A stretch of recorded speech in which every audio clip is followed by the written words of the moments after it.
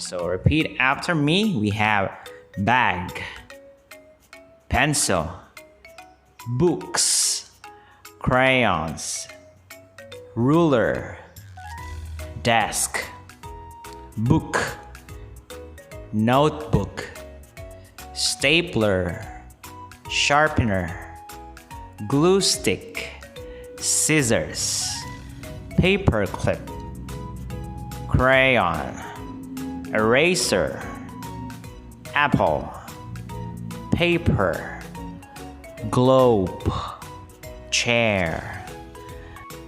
Alright, so I want you to do it by yourself in 3, 2, 1, go.